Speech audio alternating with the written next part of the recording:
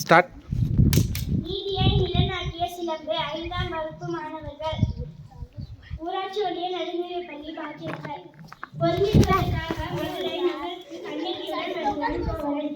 அங்கு அவன் செய்த குற்றத்திற்காக மரண தண்டனை பெறுகிறான்.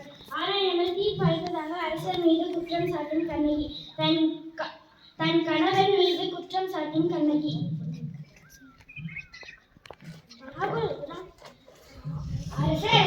அரண்மனையின் வாயிலின் முன் அழுத கண்களோடு ஒரு பெண் வந்து நிற்கிறாள்.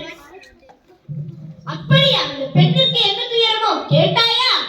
கேட்டேன் மன்னவா, அதை பற்றி உங்களிடம் தான் கூற வேண்டும் சொல்கிறார். அவள் உங்களிடம் நீதி கேட்டு வந்திருப்பதாக கூறுகிறாள்.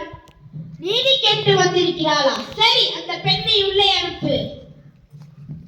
ஆன்றோர்களும் சான்றோர்களும் நிறைந்திருக்கும் அவையிலே நடுநாயமாய் அரசவைக்குள் நுழைகிறாள் கண்ணகி.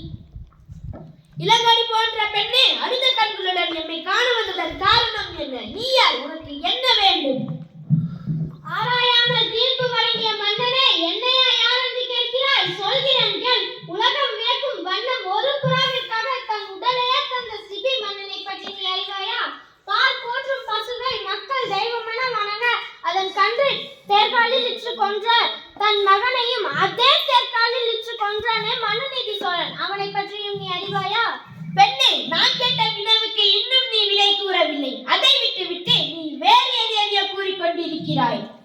இழப்பின் அருமை தெரியாத மன்னனே, என் நிலை அறியாமல் தானே இப்படி பேசுகிறாய்? இதுவரை நான் கூறிய பெருமை மிக்க சோழ மன்னர்கள் வாழ்ந்த புகார் நகரமே எனது ஊர். அவ்வூரில் பகையில்லா சிறப்பினையுடைய புகழ்மிக்க மாசாத்துவான் மகனாகிய கோவலன் என்பவனின் மனைவி நான். ஓ, இப்போது புரிகிறது. அந்த கோவலனின் மனைவியா நீ? போதும் மன்னா, என் கணவனை இகழ்வதற்கு உனக்கு என்ன தகுதி இருக்கிறது? உருவின் பயனால் நான் உன் ஊருக்கு வந்து என் கால் சிலம்பை விற்க வந்த என் கணவனை அநியாயமாக கொன்று விட்டாயே, நீ செய்தது தகுமா?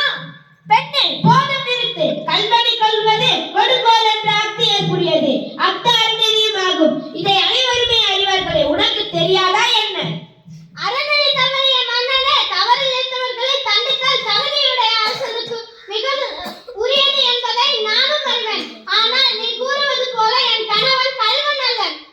அவனிடம் இருந்த சிலம்பும் அரசிக்குரிய சிலம்பன்று. அவனிடம் இருந்த கால் சிலம்பு இணை சிலம்பு இதோ என்னிடம் உள்ளது. என் கால் சிலம்பின் பலன் மாணிக்க கற்களால் ஆனது. பெண்ணே, நீ சொல்வது உண்மைதானா? உண்மையாயின் அரசிக்குரிய சிலம்பின் பலன் முத்துக்களால் ஆனது.